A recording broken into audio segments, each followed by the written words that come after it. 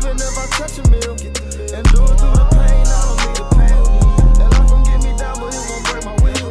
Cause I've been chasing this so long, I can't give up. I won't give in, been through too much. I done prayed for the money, I done prayed for the fame. I done prayed that I will make a sacrifice and play this game. I done prayed that my life would never be the same. I done prayed that I will make it bring glory to my name. All righty. But all right, let me tell you, bro. All right. This is why I'm upset. So, I've had some car trouble this semester. I've taken it to this shop probably 4 times. Just this semester, but 4 times since September. So I went for Thanksgiving. I went to Arkansas, right? It's a 10-hour drive to Forest City, Arkansas. On my way back, my car starts, running a little rough. Check engine lights on, and it starts blinking. I'm like, dang, I just got it fixed before I left. Because the reason why I went and took it into the shop before I left, because I was going to drive 10 hours, right? So I call, and I was like, hey, I need my car checked out. It's riding rough. The check engine light's blinking. I kind of already know what's going on. I know cars fairly well. So I already know I got a cylinder misfire is what I have. I can just tell. Mm-hmm. So he was like, yeah, what's wrong with it? Yeah, I'm pretty sure I got a cylinder misfire. I got new spark plugs and it fixed it for a while, but now it's still messing up. So he was like, oh, bet. Well, he was like, at first he was going to be like Monday, but I told him that, he's like, bro, come on and bring it in and we'll check it out. And we just don't want it to get any worse because, when the check engine light's on and when it's blinking, it's like real bad. So I drop it off. He calls and he was like, yeah, so we took the spark plugs out. You got a cylinder misfire. And we checked your dipstick. There's no oil in the dipstick. So, when you put the oil in. And I had just got my oil changed like a month ago. So there should be plenty of oil in there. He's like, yeah, so basically, oil's leaking through the rings. It's getting all over the place. You need a new engine. I was like, what? So yeah, you just need a new engine. It's not like you need a new engine. So I'm like, what? Fuck. What the fuck? So yeah, so like my car's in the shop. So I called my dad because it's technically his car. So I'm like, what he wants to do it. Because he said, I was like, can y'all do that? Can y'all do an engine swap? He goes, yeah, we'll have to find we got to find one. Obviously it'd be used. But he was saying that it'd be $5,500 to switch out the engine and do all the stuff they need to do, which, for an engine swap, that's not bad. Because I went third party. I didn't go to Honda. I went to a third party place. I'm like, okay. So I called my dad, and I'm gonna be honest, the car is probably not worth. It might be worth $6,000, six, maybe $8,000. What year is it, and how many miles you got on it? It's a 2009 Honda Accord. It's got about basically 200,000 miles on it, which for a Honda, it's not bad. Mm-hmm. It's kind of like a Toyota. It's not bad. It's a lot, but it's not bad for a Honda. So I called my dad, and so my dad called them, and so basically my dad called me back. He said basically what they're gonna do is they're gonna put in new spark plugs, and that's gonna temporarily fix the car. Put in new spark plugs. They're gonna put oil in it, right? And that's gonna fix me for basically 3,000 miles. Because he said you probably have to, if you do that fix, you're gonna have to replace the spark plugs every 3,000 miles, right? So it's a temporary fix. And then my dad was like, I need you to go dealerships and look for a car, $10,000, $15,000, like $10,000 to $16,000 range. So I was looking online, but this weekend I gotta go start looking for a new car. And I'm gonna have to get the car like in the next week or two because I'm driving home for Christmas. Because try to buy a plane ticket this late is. Oh yeah, you're gonna be paying like some ridiculous amount because it's like it's last minute, and plus like it's 2 weeks away. So you don't book that shit out in like a few months in advance, bro. Like you're gonna pay top tier dollar for it, dude. Bro, I know you're sick, dog. I'm sick for you, bro, because I know how that car trouble shit goes. Yeah, so I've been Ubering and catching rides everywhere for the past couple of days. This weekend, I'm probably just not gonna go anywhere to save money because these Ubers get expensive, bro. Yeah, no, I feel But, that. but yeah, man, I'm getting a new car, and I've been looking. I think I want to stay with Honda, so I think if I either want to get a Civic or I want to get an Accord, but I want it to be a newer model. So I was looking online. They had this one, oh, they had this real nice blacked out Honda Civic. I think it was 2012 Honda Civic. Hey, we gonna be matching, dog. That's what I'm saying, bro. I fuck with Hondas, bro. I do. I not like to be honest. I was so hooked on Mazdas and everything, and then once my Mazda messed up and everything. My Mazda messed up the same way as yours, but my shit wasn't turning over when I started up, and I looked down under the car and just oil all over the ground, all over the Yeah. pavement. Like as soon as I saw that, I was like, I called my mom. I'm like, Mom, I'm gonna need a new car. She's like, when? I was like, today. Yeah. Bro, Yeah, and dude. dude, that's the worst feeling too, especially like when you got stuff to go. Like I was getting ready to go to work, bro, and that shit wouldn't start up, and I was like, "Come on, bro, like you for real?" But nah, man. Honda. I mean, I got a Honda, and I think it's probably the best car that I've had so far. I only had two cars, but with this one, so it's treated me well. Oh yeah. So either that, or I might just get a an Accord. Because I saw some I saved them a couple of like 2014 Accords. The problem is, here's the problem. Here's the problem with the car. Because I I kind of saw this coming because with this model car, what it does, it has uh what is it? Uh I forget the name of the technology. It's a VVT, variable valve timing, right? Or technology. What that means is it's a V6. So when you're accelerating, you get all the power of a V6. But when you're cruising, and let's say you're going downhill or you're flat, when you do that, it goes to eco mode. You'll see it on the desk. It's eco. It switches from a V6 to a four cylinder. And that's how you're able to have the power and the sport feel of a sports car with a V6, but you still get good fuel economy when you're going highway because it switches to a four cylinder when it's cruising. I looked up because I had plans for the car. One reason why I'm upset is I had plans for the car when I was gonna make money. I was gonna like mod it. I was gonna soup it up, right? So I was doing some research into the BBT or whatever, and everybody was saying that these cars have problems when they get older. When you put miles on them, the software of the variable valve timing starts to get clunky, and you get a lot of engine problems because it'll malfunction. Because the first time I got the valve fixed, I only had three cylinders that was working out of six, and part of it was spark plugs. The other part is just this. It's just that software, that stuff is starting to mess up just because of the wear and tear on the car. So, so what I'm gonna have to do, which I don't want to do, is I want a V6. I don't want anything over V6. But I think for this car, I might just get the regular four cylinder and just not do anything to it. Keep it as my everyday reliable car. And then when I start making some money, then I can buy me, a cheap little fix up car, fix it up, take it to the shop, get the mods, fix it up, because I'm gonna fix it up anyway, and have my car that I can go, have fun and have my fun car, then have my daily driver. That's what I think I'm gonna do. So whatever the car we get, I don't think I'm gonna do anything to it. I'm gonna just let it be, the four cylinder.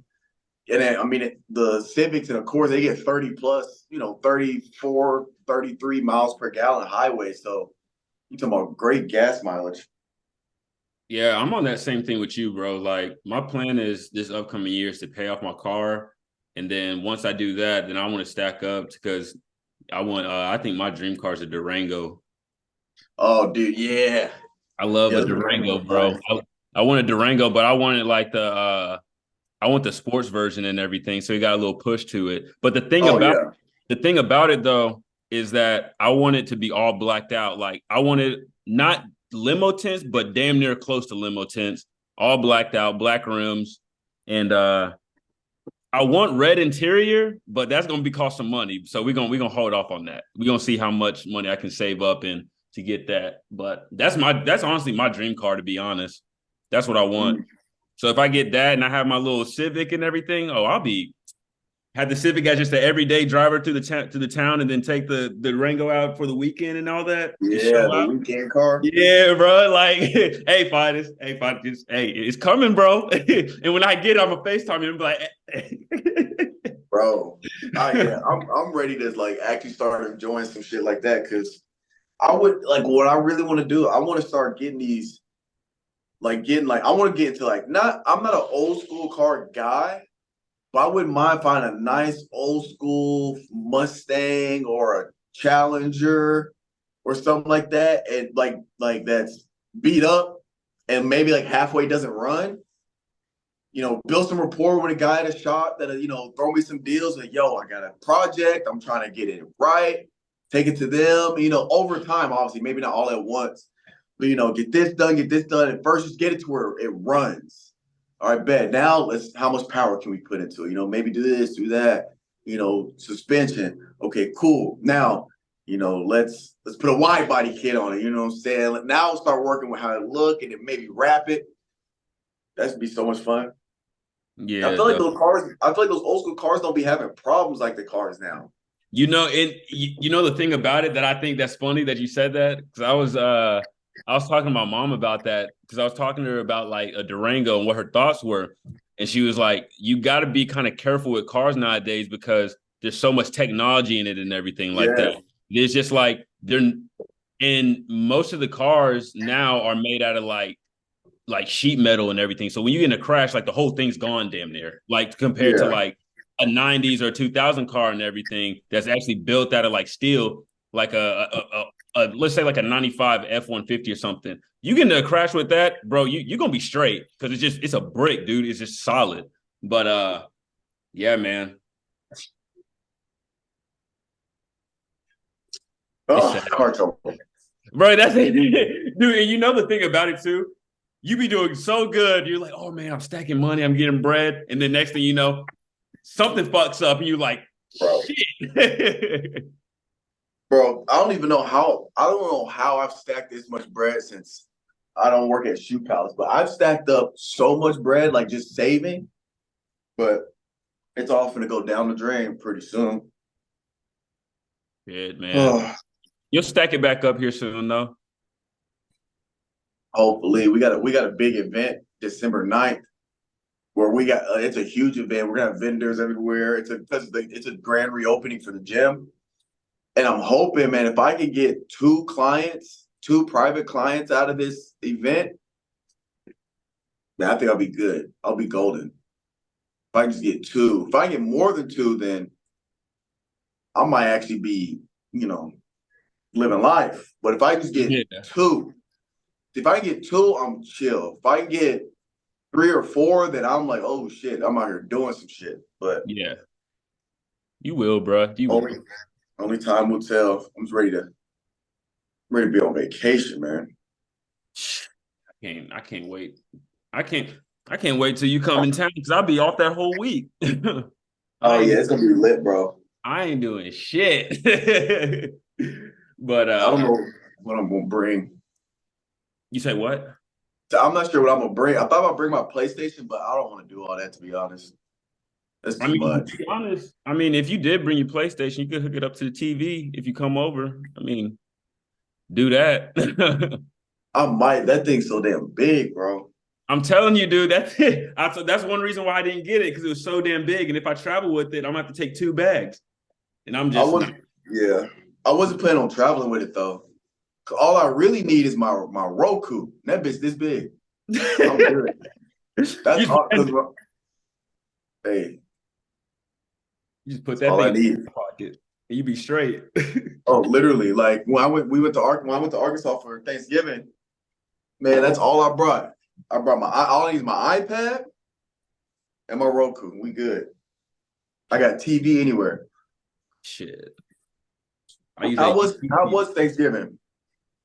Bro, Thanksgiving was good. Like, I think ever since COVID happened, like, we just don't do the big Thanksgivings anymore just because everybody, like, my family kind of does their own thing. But when Christmas hits and everything, we'll have, I have some family members coming down and everything that I get to see them. I think that's kind of like more like the family plans now, like kind of do Thanksgiving with like their family, and then like as a huge family and everything, we come to for like Christmas. So that's what we've been doing ever since COVID and everything like that. Because I mean, it's kind of hard. Like you're gonna see everybody on Thanksgiving and come back like a month later, see them on Christmas. Like it's kind of like pick which one you want to do. So Yeah.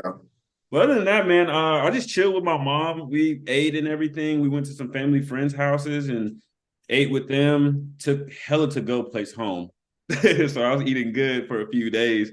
But yeah, man, nothing big, nothing too major. How about you? Pretty chill. I ended up just going. So my parents, my both my parents are from Arkansas, so Arkansas is kind of a second home to me, like Forest City. I used to go there a lot as a kid, so I just went to my grandma's house there, and then my mom, dad, and Trey was out there, so I got to just be on the. It's not really a farm, but it's out in the country. So I got to ride my dad's four-wheeler around these, back dirt roads for miles and like endless miles and miles and miles. And then that's pretty much it. Just chilled. We watched TV. There's not because not much to do. But when bro, I'll tell you one thing, bro. I've been really thinking about this. And we might have to do something as a. I don't know if it's just like we gotta plan something, bro, like a business together. Like either with the Guardians as a whole or just maybe me and you or something. But I'm riding through the Forest City, right? There's so much just land. And then because Forest City is such a rural area, the population is 15,000, right? And it's not like, it's not like Spring Hill or it's not like Spring Hill where, the population of Spring Hill itself is like 50,000, but it's a suburb of Nashville, right? Like, well, Forest City is just a city by itself, and then there's no major cities next to it. So it's not like a subdivision of anything. So there's just so much land out there, bro. And so I really, really, really want to get in a position and just start buying land out there is what I want to do. And just start, I don't want to gentrify the area. So I don't want to start building like big buildings and facilities, but I want to buy land and either rent it out to farmers or whatever, because it's a very agricultural state. Rent it out to farmers, or I want to buy it and build like a house, but like a crazy house or something, or maybe build a house and then have like a athletic facility behind it, something like that. There's so much potential in Arkansas. I'm still listening, by the way, but can you even hear me? Yeah. All right, bet. I'm just trying to start up the dishwasher. But no, I think that's because you know what they say, bro, like the best asset you can buy, especially today, is land because they ain't making that no more. So You do. that's the best thing you can do. And it depends on what you do with that land. If you put like crops and all that on it, you can make money from that. Like you said, put a facility on it, but obviously don't gentrify it and everything like that. So I mean, that's a good plan. It's just what's step one? Like, you know what I'm saying? Yeah, I don't know. I could ask my dad because the family farm we have is in Arkansas. We got 300 acres of land out there that my dad farms on. So I'm sure if there's somebody to talk to about buying land, especially if it's just straight land, he's probably the guy to go to. Because I think my grandma owns her house is on 4 acres maybe, and then she owns a lot of land next to her house. So really, if you restructured the properties, you could make it this big. You could make it like a mansion if you wanted to, because when you turn in, it's just one road, and you can take it to the right to the main house. And then you got the main house, and you have this like 4-car parking garage. And then behind the main house, it's the sidewalk, and you have a pool. You have another small house here that I've never been in. And then you have a pool house, which is another house behind the main house. Or if you keep straight, you can turn right a little further down. You have a horse stable, and you have all this land. There's a pond in the very back. And then to the left here, you got another house. I'm looking at my grandma's stuff. I'm riding a 4-wheeler around looking. I'm like, man, if I had some bread, this property could be booming, bro. Yeah, You for could probably sure. build. You could probably build. And I mean, the lot by the lake. If you go all the way in the back to the pond, to the right of that, it's just you could build over 2 houses in that this just open area in the back. Now I'm not saying I'd build straight houses like that, but you could. For me, I'm always thinking I could. What I would just do is renovate the main house, renovate it to where because it's an old school house, so it's 1 story, but it's just wide. Yeah. So like this side, it's just super far apart, it's just wide. I just renovate the main house, make it super nice. I mean, you got tons of square footage, and then I'd have like, walk. I'd probably make the pool house a guest house. So renovate that to make another guest house because it has bathrooms and a shower. So it's already got that stuff. It's got a kitchen in there already. So renovate that to make it a guest house. And what I would probably do is either back by the pond or to that little house that has nothing. I'd make like a big athletic facility. I have my own gym, a sauna room, a cold plunge, a hot tub, a massage like area where it's got like you like laying in massage. I'd probably build some like crazy shit like that, and then I just never leave my house. And then have a podcast studio in there somewhere, and then bam, you good. Bro, that would be lit, man. That'd be lit. Gaming room. Come on, man. I think that's the biggest thing with me. My dream house, what I would put in it, I would put things purposely in it for me not to leave. Like, you know what I'm saying? Yeah, oh yeah, for sure. You gotta put a little movie theater in there. Oh yeah, hell yeah. The gym in the backyard. You might have a backdoor outdoor court inside, or maybe with the gym that you put in, you can have an indoor court. Like, I mean, shit, man, there's so much stuff you could do, dog. Yeah. I just hope I get to the point where I have the money to actually do this shit. That's what I'm saying. Because what we talk about ain't nothing cheap. It ain't nothing cheap at all, bro. At all. It really ain't, dude. But shit, let you get a teaching job and everything the next few years. And let me start going off at my job and everything. Shit, we can make something happen. Oh yeah. A joint venture. Speaking of making money, you saw Mark Cuban sold a major stake in the Mavs, $3.5 billion.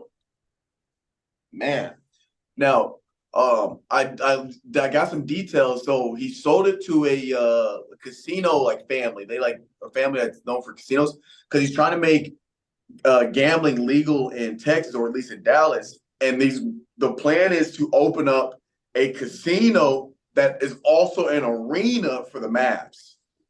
Mm-hmm. That's the plan. So you're talking about global domination in the market, which would make the Dallas Cowboys or the Dallas Mavericks probably the most valuable franchise if they actually pull this off. First, they have to get the legislation passed, but he's still in charge of basketball operation, and he still operates as the owner of the Mavs. So I don't think that they have the stock he sold in the Mavs.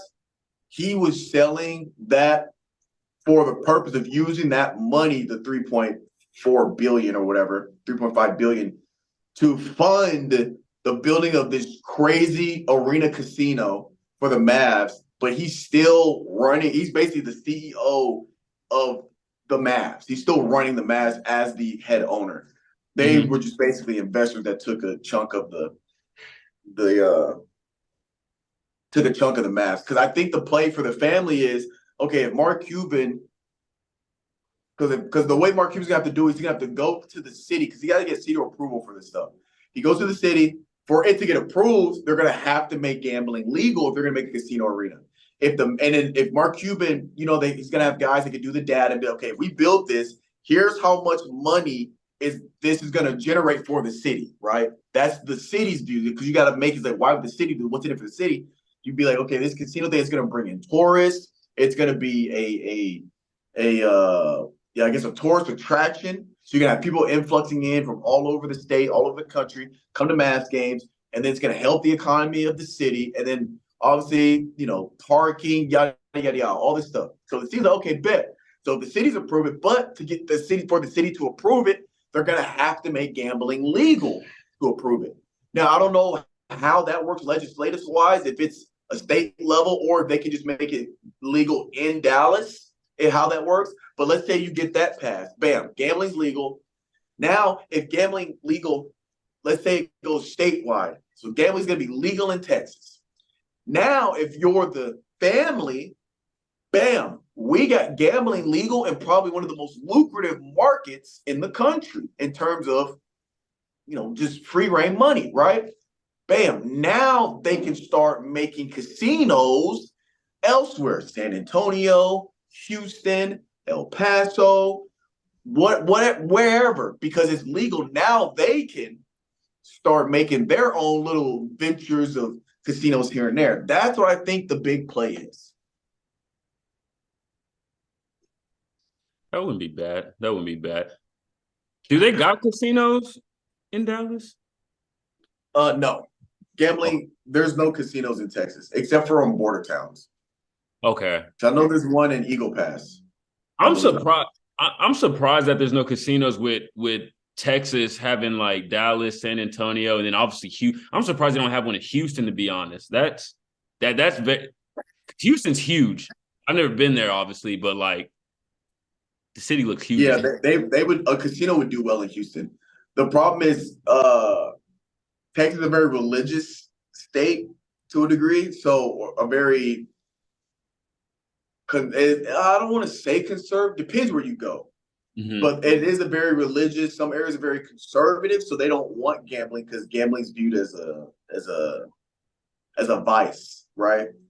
Mm-hmm. That's something that's like not, I guess, honorable or whatever. So it's been hard because I know Texas made efforts to get gambling legal, but they just can't get bills passed is the problem. Yeah. That shit so sucks. We'll have to see how this all plays out. If they get one out there, bro, you gonna start gambling? Hit the slot. No, I won't do slots. I mean, I'll play blackjack because I used to go to a casino in Missouri. They have one, and I forget where it's at, but it's maybe like a 45-minute drive from Como. It's called Isle of Capri. But yeah, I wouldn't go crazy, but I'd probably save up money to gamble, like $100 or something, nothing crazy. Yeah. If I lose it, I lose it. I'm not a big gambler at all. Like, I mean, I'll gamble on like FanDuel and stuff, but I'm not going crazy like some people putting like $40 down, 60. Like I'll put like $5 down or whatever. If I hit, I hit. If I don't, that's just $5 out the pocket, Bro, speaking of gambling, I saw a video on Twitter. There's these is a group of guys. They all saved up, and it was like a total of $100,000, and they split the money. I don't know if it was craps or Russian roulette. Might have been Russian roulette, but they split all their money and they distributed it across the board on stuff to bet, and it was a total of $100,000. One of them hit, and I guess the multiplier was crazy, and they ended up winning. I think it was like 5 mil, 10 mil, or something like that. they hit on it, and they started like cheering. It was crazy. I was like, that's wild. Dude, just on one night, you go from, I don't know, you probably, middle. If they put together 100K, they're probably middle working class. You go from that to potentially, if you save your money right, you never have to work another day in your life. Mm-hmm. Even post-tax, depending on where you live, post-tax on, let's say it was 5 guys and it was 10 mil, you're taking home 2 mil each. Let's say you let them take the tax up front, which you have the option, you can take it up front. So you walk away with a mil post-tax. Let's just make it even 50K. Dude, if you invest that right, especially if you've already been saving, you liquidate everything you've been saving, you invest that right, and you put it in an ETF that pays you out 6% every year. I mean, you can live off of 80K a year, you know what I'm saying? But the thing with me, Finis, I would still work. I would still keep my job. Yeah, I would, for sure. I would still keep my job and everything because, I mean, Because at some point, bro, like I feel like I could quit the job and everything, and then like later, like let's say like 3 or 4 months later, I'm just like, man, I'm kind of bored. I did everything that I wanted to do, low key. Like, what's next, you know? So, and plus, I mean, that's extra. I think that's your fun money too, to be honest. Oh yeah, I'd still work for sure because let's just say, for example, you invested that 1 mil and you get 6% return. Let's say 8% return on your investment because I think eight's the 6 to 8. Let's just say 8. So that's 80K a year, which is you could for sure me right now I could for sure live off 80K. But like you said, I would keep working and I'd keep working and investing more money into that. So every year it goes up, right? Because after let's say the first year you got 80K because just a mil. Let's say that next year you put away another 50K. Well, now it's 1,050,000. So it goes up. And then 2, like you said, it's fun money. So now, as long as you don't dip into the initial 1 mil, you're gonna make 80K a year no matter what. So you can take that 80K, save it at the end of the year, spend all of it. You're still gonna make the 80K next year because you didn't tap into the principal. Mm-hmm. So that's how rich people work. They put this initial principal investment and the interest they're making on their investment, that's the money they're spending. So like you said, now when you get to that point, you can either have the money you make from your job be fun money, or you can have the 80K be fun money. But either way, you make it 80K plus whatever you making at work. Now you double dipping. So let's say your job, you making 60K, you bring in 80K from the investment. That's 120K. And 80K. So how the hell that happen? Yeah. How the hell that happen? You see that little thumbs up pop up? What? There's a little thumbs up that popped up on your screen. Oh, does it have like that? Oh yeah. Yeah. You see it? That tripped me out a little bit. I'm like, how'd you do that on command?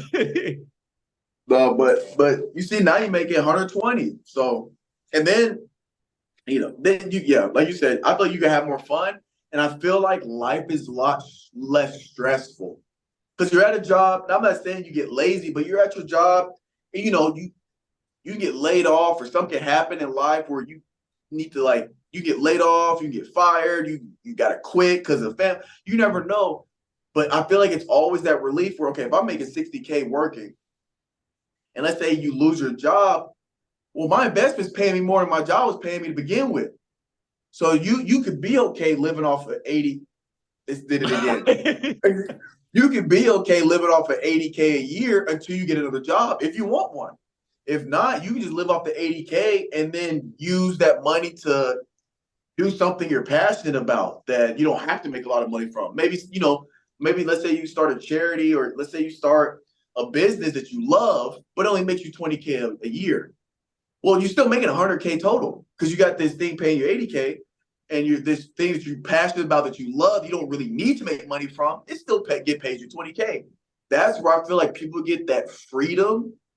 I feel like that to me, that's the goal in life for me is that freedom where my investments have set me up to where if I lose my job, I don't have to work. If I lose my job, I can still pay my bills. I can still eat. I can still live life comfortably because my investors are paying me not to do shit, just to have the money invested. But I'm working also a job that I love, and it also pays me well. But I don't need it. Or even if it doesn't pay me well, I'm being paid well regardless. But obviously, if you can do a job that you love and it pays well, that's the life. I love my job. I'm passionate about it. It's my dream job. It pays me well. And just in case something happens, my investments pay me just as much, close to, or more than what I make working. That's the life to me. In terms of financial stability and freedom of I'm good no matter what. I can lose my job tomorrow, and I still make enough money to pay all my bills and put food. I hope that doesn't happen. I hope that don't happen, Finis. They look. They're hiring, but UTSA is short staffed. I tell you that. I'd have to break a law. There's one semester I wasn't even supposed to teach, but they were so short staffed. They were like, "Hey, we kind of need you to teach this semester." I was like, All right, I guess. He said he's that's funny as hell, bro. He said, "Hey, like, Finis, come here real quick. We're a little down bad right now, so would you mind helping us out and teaching a little bit?"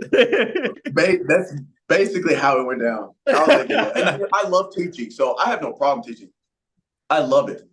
It's just obviously right now it kind of impedes with my research, but I love teaching, so I always will volunteer to teach whenever we're short staffed. Feel that, dog. Oh, life, bro. Shit, man.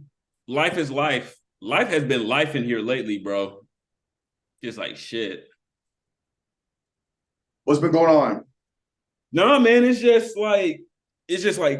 nothing bad or anything. It's just fucking work, man. It's getting to like that fourth quarter, like everything's kind of slowing down. You know, I got a bunch of people right now that are looking for work, and I'm just like, bro, we just ain't got nothing right now. And I'm just like, it's like shit. And some of these people, Yeah. I build good relationships with, and they kind of like telling me like their personal stuff. I'm like, damn, bro, that's tough. Like, like I feel like I'm low key like a therapist to some of them, bro. They just be letting it all out. I'm sitting up there, I'm like, bro, I'm just trying to find you a job. I ain't trying to hear all this, but Yeah.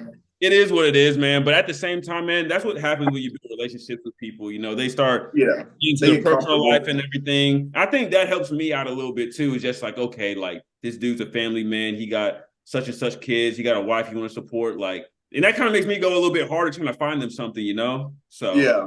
I think that's the biggest thing, but it's pressure, but it's good pressure at the same time, you know? So, but other than Like that, man, work's going good. Everything's going good. I can't complain. Shit.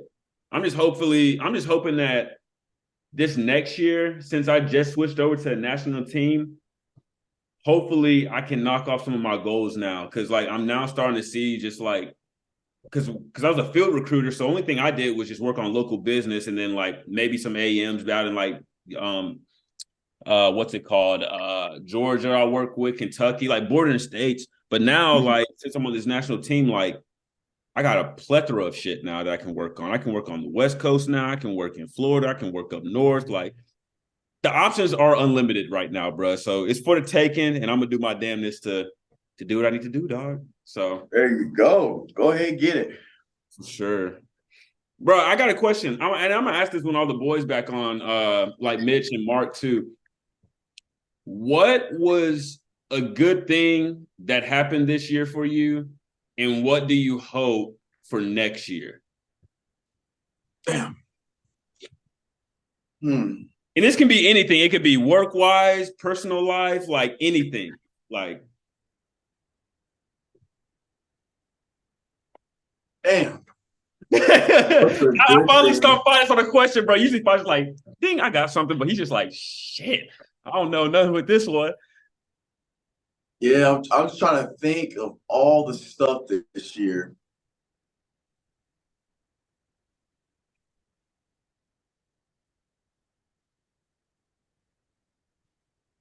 I feel like for the good things, I got a lot. I'm trying to think of the deepest one. I'm trying to think of the deepest one for real. You know what? I got one. I guess this is not work. Yeah, it's not work. I think being in the position to try to travel more. And even when I only can take trips to Dallas or Houston, doing that. So like was Portland this year? Was that March this year? That was, yeah. Mm-hmm. Yeah, so like doing that, bro. Hold Bro, on, you have hold no idea. on. Let me look. I don't know. I don't think so. Hold on. Let me. We went somewhere in the spring, right? I know we Yeah, went it was somewhere in the March. spring. It was in March. It was the spring, but it's still cold as hell out there. But that was this year, right? Yeah, that was in March. Yeah. Mm-hmm. Yeah, so bro, I don't think you understand how much I needed that, bro. Like I work myself to death. You know, yet I know how you work. You work hard too. That's why I feel like we've been friends for so long. But you know how it is, like you work when you work so hard, you kind of don't have time to enjoy yourself. So for me, when I get that week or weekend or a few days where I'm traveling and I have no responsibilities. I don't have clock in or nothing. I'm not well, you see, I've seen you work when we travel and you see me Yeah. work. So you're not really off, but you get what I'm saying. Like It's there's just nothing. it's just that thing is just like if something happens, it's just like I got my laptop or whatever on me just in case like something happens. Yeah. But there's There's not no much there's not much you can do. So you're still kind of like halfway in, halfway out. yeah. But doing that has been probably, and I told myself I wanted to start traveling more. And people say traveling, they always talk about like this and that. This to me, traveling could literally just be just going down the street to Houston for a weekend. That's enough for me to like get away. So being Mhm. able to do that, I went to Dallas, went to a Mavs game. I've been to Houston a couple times already. I might slide to Houston again on my way home for Christmas. We'll see. Depends on the car situation. Um, Obviously we went to Portland. That's fun, especially seeing cities I haven't been. So for me, being able to travel and especially see my friends. When I go to Houston, I gotta hit my buddy Xavier. When I come to Nashville, we gotta hit up. I hit up you and the boys or whatever, try to figure something out. Whenever I'm able to travel, I went to Albuquerque for a conference. That was like super fun. I'm about to be in New Orleans in January. That's gonna be fun. There's like 12 of us going. It's a big group.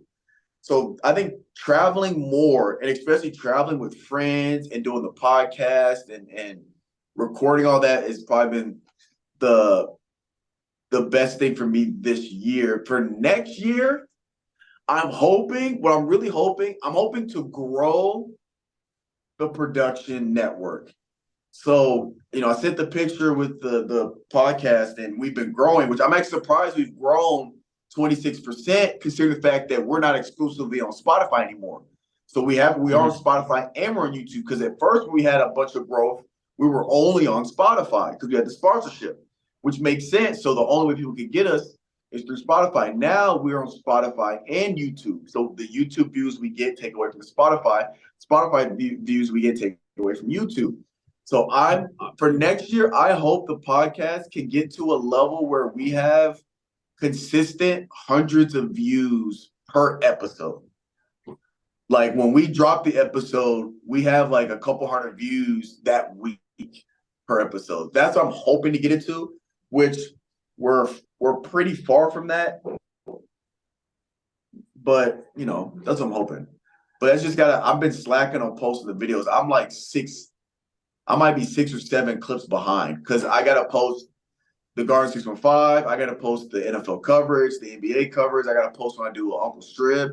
So I gotta post 3 videos a week, and I'm just behind because I gotta go through and clip the best part. I gotta edit it. I gotta post it on Instagram, Twitter, and TikTok. So it is a lot, but I think one week I'm gonna just clip all of them and just post them all in one day just to be caught up. That way I'll be caught up and then just stay on it once I'm caught up. But yeah, I'm hoping to grow Ivy Productions too, just the whole business. That includes the gym, getting more clients, podcasts, YouTube videos, gaming channel. I'm just hoping to grow our infrastructure. So It'll happen, bro. And stuff like that takes time. Like, and I feel like that's yeah, why a lot of people quit with stuff just in general. It's just like they do it for a year, they're just like, oh, I only grew like 5%. Motherfucker, you grew 5%. Be happy for it. Like, you know what I'm right, saying? yeah, Like that shit doesn't happen overnight unless you just get something like a guest appearance or something like that, or that just makes your numbers skyrocket and everything. And next thing you know, you're the hot topic and everything. That's very rare that I see from like us like trying to start out like our own thing, So no, man, that's dope and everything. We'll get there at some point, bro. I'd rather have slow motion than no motion. That's my saying. yeah, yeah. And also, even if it never gets crazy big, I just like doing it for the fun. I'm not doing it to make. If it makes money, it's great, but I'm not doing it to make money.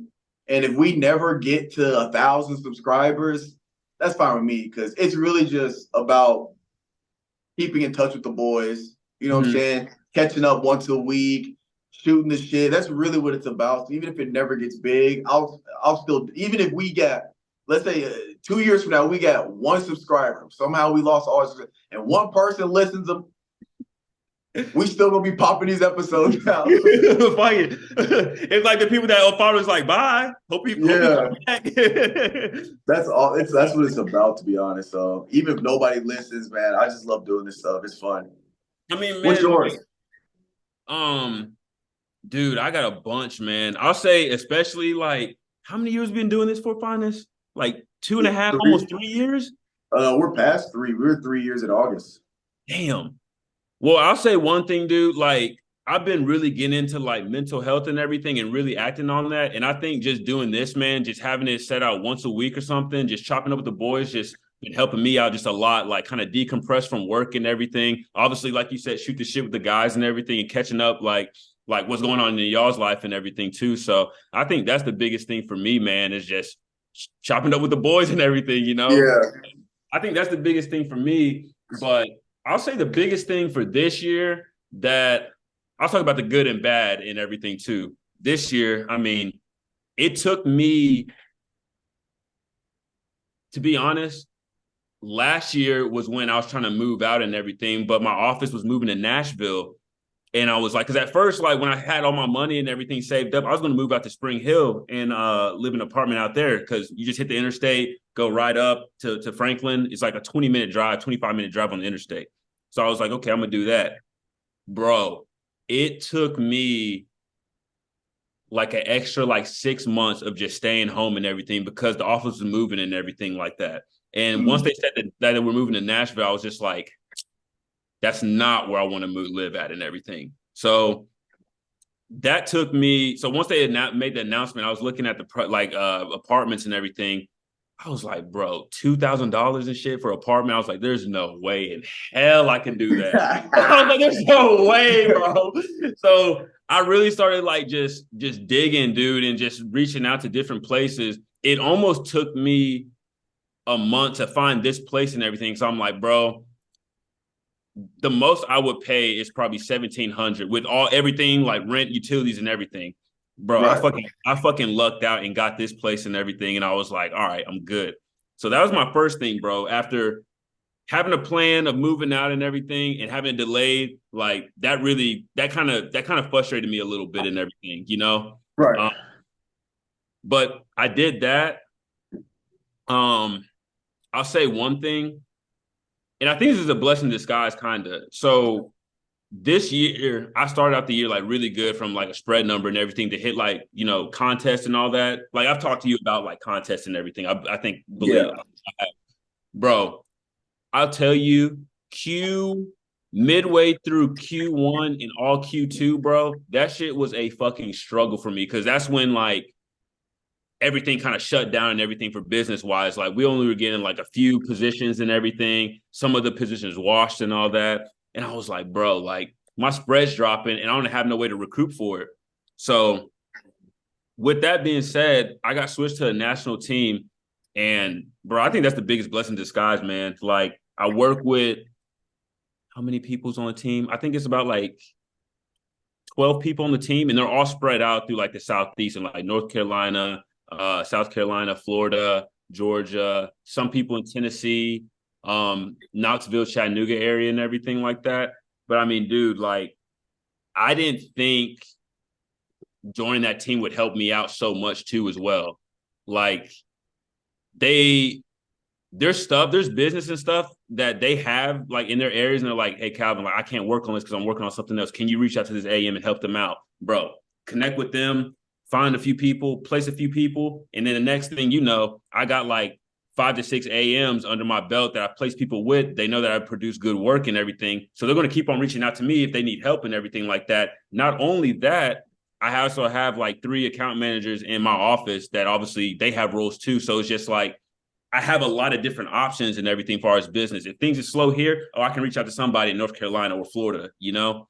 I think that's the biggest thing right now that I'm just blessed for, man, because and that opened my eyes up just to the company and everything as well. And then that's really the biggest thing for this year. Now, next year, bro, next year got to be my fucking year. There's no if, ands, or buts or anything. Like, bro, I got a little taste of it. So I'm like, I know what I need to do. And I know that feeling. So it's just like, I'm setting myself up right now to where the new year starts. I'm already at a good number and everything. Only thing I got to do is just increasing that number and everything, you know? And I'll cut down the weeks and everything for me to hit my goals and everything like that. Biggest thing that I'm really looking forward to next year is obviously to hit contest. But if I hit contest, that will open up doors for me to get into like leadership and everything. Because there's a course called Rise where it's just like all leaders got to go through and everything. I want to do that. I want to get into leadership. I want to get into like SRP to learn a little bit about more like account management and everything. I don't think I want to go into that, but it's always good to know the process and everything, you know? Right. So like if something does happen, you know, if like, let's say like my account manager's out and they're like, oh, like this account, such and such. Oh, like I know the account. I've went through SRP and stuff. I know how to handle it. Let me take care of it while you out, bro. Like, you know what I'm saying? Yeah. I think that's the biggest thing with me, dude. I just want to be that go-to person. Like if somebody's out of office or anything, they'd be like, oh, Calvin, can you help out? Like, sure, I'll help out. You know what I'm saying? So that's my biggest thing, man. And then what else? Shit, just keep on doing what I'm doing, man. Just trying to stay fit, work out, all that stuff, man. So oh yeah. Is there a gym close by? You already know the deal when I'm in town. Oh yeah, I know. There's so we got two.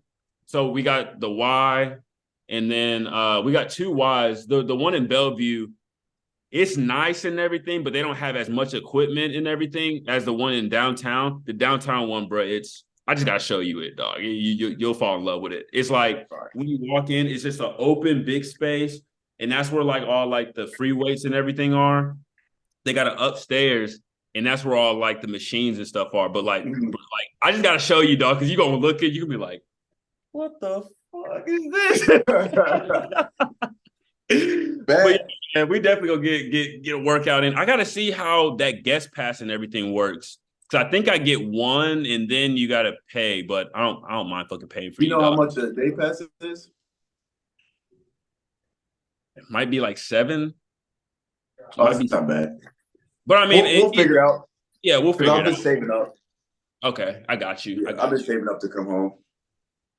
So yeah, that's the really biggest thing that I'm looking forward to this year. And obviously, like taking more trips. I definitely want to do that. Yeah, I'm gonna take some trips for sure. So hey, we got to talk about March, bro, because we in a predicament. Why? Because you know, if we try to see LeBron, we might not have too many years left. Yeah, you got a point. So the LA trip might get moved up, but then again, I don't know. For March, I'm feeling like, well, we got options because I kind of want to go big. So a Madison Square Garden or a Miami or a LA. Mm-hmm. I'm kind of feeling that, but then I'm also cool with like a OKC because OKC's only 8 for me. So I could drive to OKC, or you can, depending on how long you want to do the trip, you could fly into San Antonio. I can pick you up. We can ride up there, come back, or whatever. So we're right up there, stay for a few days, see the city, and then come back and then fly back out of San Antonio. You know, that's what I would probably do because honestly, I wouldn't want you to ride by yourself and me just fly out there. That's some bullshit. Well, hopefully. Well, I'm gonna have a car by March. I'm gonna have to, but we'll figure something out because Kylan's wedding is Kylan's wedding is March 2nd. So the plan was I was gonna come home for spring break because I was gonna come home. I was gonna leave the week before spring break a little early, be at Kylan's wedding, which is in Jackson, and then I was just gonna come home and stay home for spring break. Now it's in the 2nd, so that means I'm going to fly into Nashville for his wedding, fly back. So we could do a trip my spring break because I'm not coming home for the whole week no more, type shit. Mm-hmm. So we figured out we still got a little bit of time, but Colin's getting married to Jackson. Yeah, because I think his fiance's family's from Jackson. Ain't that funny how it works out? Didn't y'all live in Jackson before? Yeah, we were born in Jackson, both of us. Me and Kylan were. And then Trey was born in Franklin or Spring Hill? Yeah, Nashville. Okay. Shit. Damn. Yeah, Small world, huh? apparently, but we'll figure it out because you know me, I like to get that hotel booked early. Oh 'Cause yeah. I get the so we can get if we can book it early and get a cheaper price because it's early. I get 20. I get 20. I moved up in my rewards for the hotels.com, so I get 20% off all hotel prices. So Oh, Mr. Roller. Mr. hey, High you Roller know what I'm Finest. saying? If we I can be save getting a them buck good or at two, we price. definitely gonna do it. Hey, that's what I'm saying. Oh man. All Shit. righty. Well, I gotta get ready for this session. You got anything for the people before we head off? Let's see. Hold on. What is this the last day of November? Is this the last day It of is November? the Yep. it Last day is of November. You only got one more month before this shit ends. So you know what? Get to work, boy. That's my motivation for y'all, dog. That's all I think I got. Y'all heard it here. This has been Guard 615. We'll catch you guys next week. I'm gonna chase my dreams, my